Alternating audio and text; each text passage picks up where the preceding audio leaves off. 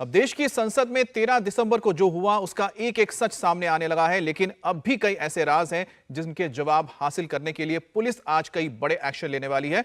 अब संसद के अंदर घुसपैठ का दिल्ली पुलिस आज रिक्रिएशन कर सकती है। घुसपैठ कैसे हुई, कहां हुई, किस तरह से सुरक्षा कर्मियों को चकमा दिया गया, कैसे आरोपी जो कलर स्मोक है उसको लेकर अंदर दाखिल हुए, एक एक सीन को पुलिस रिक्रिएट करने वाली है और यह सब कुछ आरोपियों को साथ ले जाकर किया जाएगा। दिल्ली पुलिस की स्पेशल सेल रिक्रिएशन तो करेगी, सागर शर्मा की डायरी के एक एक पन्ने की स्कैनिंग भी कर रही है ताकि यह पता लगाया जा सके कि डायरी में जो कुछ भी लिखा है वो कब लिखा गया था, जो लिखा गया था उसका मतलब क्या है। एक एक लाइन को डिकोड किया जाएगा। इसके अलावा आरोपियों के मोबाइल फोन की तलाश भी हो रही है जिन्हें जला देने का दावा आरोपी ललित झा ने किया था। तो पुलिस के सामने अब सबसे बड़ी चुनौती यह है कि किस तरह से एविडेंसेस को सिक्योर किया जाए। दूसरी बात है कि चेन ऑफ सीक्वेंस को रखा जाए ताकि ये पूरी घटना किस तरह से अंजाम दिया गया, किस तरह से इसकी प्लानिंग की गई है, जो बातें सामने आ रही है वो कोर्ट में बतौर सबूत पेश किया जा सके।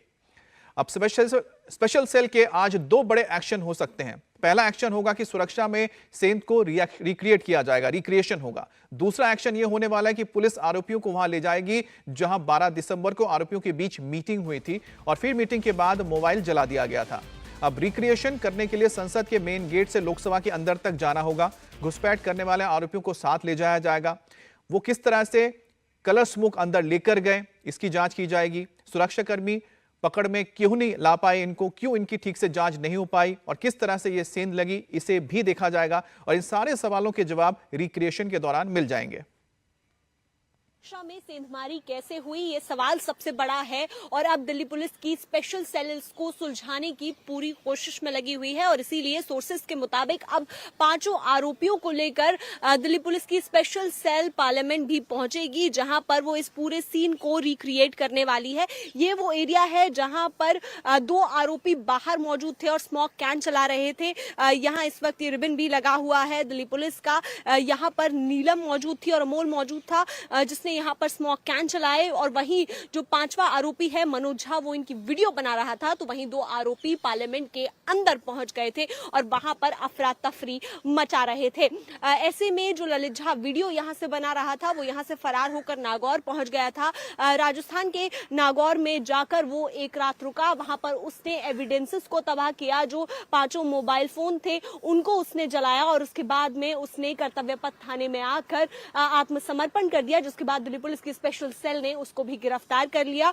बीते दिन पटियाला हाउस कोर्ट ने ललित झा को भी 7 दिन की पुलिस रिमांड पर भेज दिया है, जिसके बाद से सोर्सेस के हवाले से खबर है कि अब इन पांचों आरोपियों को लेकर दिल्ली पुलिस यहां पहुंचेगी और यहां पर सीन रिक्रिएट किया जाएगा।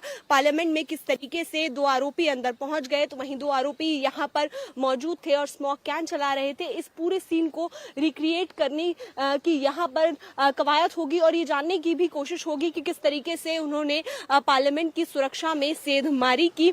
साथ ही जो दो आरोपी सागर शर्मा और मनोरंजन अंदर पहुंचे थे उनको भी अंदर लेकर जाया जाएगा और ये जानने की कोशिश होगी कि किस तरीके से उन्होंने अंदर आराम से वहां स्मोक कैन चला लिए, क्योंकि जूते भी स्पेशल टाइप के उन्होंने ऑर्डर किए थे लखनऊ से, जिसके अंदर एक खास कैविटी बनाई गई थी ताकि उसके अंदर स्मोक कैन रखा जा सके और आराम से उसको निकाला जा सके और जो सिक्योरिटी का कवर है उसको तोड़कर वो दोनों अंदर जा पाए। तो ऐसे में कई सवाल हैं और ना सिर्फ दिल्ली पुलिस की स्पेशल सेल उनको पार्लियामेंट में लेकर आएगी बल्कि वो साथ ही लखनऊ भी ले जाने की बात कर रहे हैं और मैसूर और साथ ही गुरुग्राम के उस फ्लैट में भी जहां पर इन्होंने इस पूरी प्लानिंग की साजिश को बनाया और उसके बाद में इसको अंजाम देने की पूरी वहां पर एक एक लेखा जोखा तैयार किया ताकि यहां आकर वो स्मोक कैन चला सके और ये पूरी सिक्योरिटी ब्रीच कर सके। तो ऐसे में सवाल कई हैं और उसी का जवाब जानने की कोशिश की जा रही है। ऐसे में दिल्ली पुलिस की स्पेशल सेल इस पूरे सीन को रिक्रिएट करने जा रही है। कैमरा पर्सन राजेश्वर के साथ श्रुतिका, दिल्ली, इंडिया टीवी। अब संसद की सुरक्षा में सेंध से जुड़ी बड़ी खबर, बीजेपी सांसद प्रताप सिंह का भी बयान दर्ज होगा। सांसद के पास किस तरह से आरोपियों तक पहुंचे इसको लेकर भी जांच होगी और सांसद से ये पूछताछ की जाएगी। और बीजेपी के सांसद हैं, मैसूरू से आते हैं और उनसे पूछताछ होगी और यह जाना जाएगा कि आखिरकार किस तरह से उनके ऑफिस से ये पासेस इन आरोपियों तक पहुंचे थे।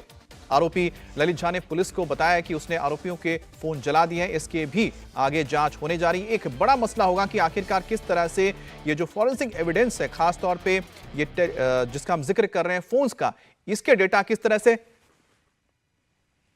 रिलीज होंगे वो भी देखा जाएगा। आरोपी ललित झा पुलिस को बताया है कि उसने आरोपियों के फोन जला दिए, लेकिन पुलिस अभी इससे सच नहीं मान रही है। अगर फोन जला दिए गए हैं तो डिजिटल सबूत नष्ट होने का खतरा बढ़ जाता है। आरोपियों का गुनाह कैमरे में कैद है। पता यह लगाया जा रहा है कि किसी बहुत बड़ी साजिश का हिस्सा तो नहीं था, लेकिन उनके घर वाले अपने बच्चों को बेकसूर बता रहे हैं। ये पास था, बहुत बढ़िया लड़का था, उसको इनाम मिला था मिथिलांचल परिषद से। करते क्या थे दिल्ली में वो? ललित बाबू ट्यूशन करते थे और कोचिंग सेंटर में भी पढ़ाते थे। पढ़ाई लिखाई के मतलब वहाँ पढ़ाई लिखाई के बारे में ऐसा क्या रहा उनका? घर में कुछ ऐसा कुछ देखते थे आपकी, कुछ भी इस तरह की ना, एक्टिविटी? हमारे टीवी अभी तक नहीं है कुछ देखने का, हम लेवे नहीं करते हैं। ये कल पता चला है। कल पता चला है, मतलब उनके गिरफ्तार होने के बाद? उनके गिरफ्तार होने के बाद वो भी दूसरों से, ये मोबाइल हमारे नहीं है, बेटे लोग को तो है, हमारे नहीं है। बस वो जहाँ से गया है वही गलत रास्ता एक है, जो जहाँ से गया है वो, बस वो, बाकी और कहीं से भी गलत नहीं, ना उसकी कोई सोच गलत है। और हम भी यहाँ बचपन से रह रहे हैं, हम भी, और यहाँ पे के लोगों को भी, हर किसी से भी पूछ के देख लीजिए, बचपन से सब उसको जानते हैं कि कभी ना कभी तो व्यवहार इंसान का पता चल ही जाता है ना, जैसा होता है। तो पढ़ाई में कैसा है, बातचीत में कैसा है, कैसे किसकी इज्जत करता है, हर चीज के बारे में पता है सबको। भगवान को सबसे ज्यादा इन्हीं को मानता था, भगत सिंह को। हाँ, हाथ तो जोड़ा था उसने, अब दिवाली में पूजा किया था। हम ये कहना चाहेंगे कि मोदी योगी जी, हमारे बच्चा इकलौता है, उसको छोड़ दे, हमारे बच्चे को, उसको कुछ ना करे। हमारा लड़का बहुत अच्छा है, इसलिए हम बोल रहे हैं। तो परिवार के लिए भी एक शॉकिंग है कि उनके बच्चे किस तरह से इस पूरे घटनाक्रम में शामिल हुए, और इसी को अब रिक्रिएट किया जाएगा पूरे घटनाक्रम को, ताकि आखिरकार ये किस तरह से षड्यंत्र के तहत पूरा किया गया, प्लानिंग की गई, इसको लेकर पुलिस रिक्रिएट करेगी सीन। अतुल हमारे साथ जुड़ गए। अतुल, किस वक्त ये पूरे के पूरे घटना को रिक्रिएट किया जा सकता है? आखिरकार क्या प्लानिंग इस वक्त पुलिस की, स्पेशल सेल की, वो किस तरह से जांच को आगे बढ़ा रहे हैं? देखिए अमित, सभी 5 आरोपी जो है वो 7 दिन की पुलिस रिमांड पर हैं। 7 दिन का जो पुलिस रिमांड जो उनको मिला है वो, और उसके आगे भी ये रिमांड बढ़ सकता है। अभी पूछताछ जो है वो सभी 5 आरोपियों से की जा रही है, लेकिन सबसे अभी जो खबरें हैं उसके मुताबिक जो एमपी है मैसूर से प्रताप सिम्हा, उनका बयान जो है वो रिकॉर्ड करेगी स्पेशल सेल। ये अभी की बड़ी खबर है, जो कि हमें जो आला अधिकारी है स्पेशल सेल के, उनकी तरफ से ये जानकारी मिली है। दूसरी खबर जो ये है कि जो नीलम है उसको जिंद लेकर जाया जा सकता है, जिस तरीके से जिंद की वो रहने वाली थी, ये अभी उसके परिवार को इस तरीके की जानकारी दी गई है। ऐसी सूचना हमें स्पेशल सेल की तरफ से मिल रही है। तो अभी जो इन्वेस्टिगेशन है स्पेशल सेल की, महेश, जिसको अभी तक स्पेशल सेल ने गिरफ्तार नहीं किया, उसका रीजन यह है कि जो महेश से जो पूछताछ की गई है उसमें उसने बताया है कि जब ललित झा सभी फोन लेकर पार्लियामेंट के बाहर से निकलता है, उसके बाद वो जो है वो उसके पास पहुंचता है, और वो खुद जो है उसको महेश लेकर कर्तव्य पथ थाने पहुंचता है।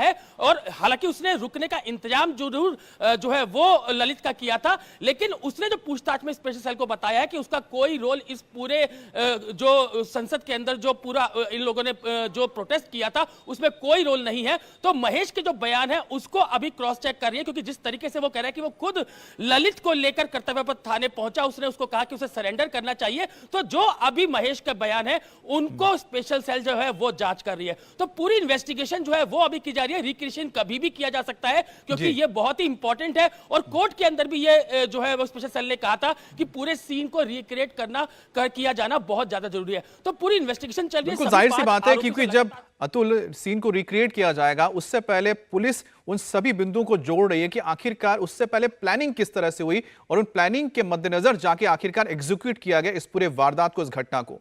अब जांच एजेंसियों को कई सवालों के जवाब चाहिए, इसलिए यह सारा एक्शन भी हो रहा है। सबसे बड़ा सवाल यह है कि संसद में घुसपैठ करने और स्प्रे करने का असली मकसद क्या था, मोटिव क्या था? घुसपैठ की साजिश में कितने और लोग शामिल थे? घुसपैठ का आइडिया आखिरकार ये किसने दिया था? फंडिंग कहां से हुई थी? किसने पैसे दिए थे?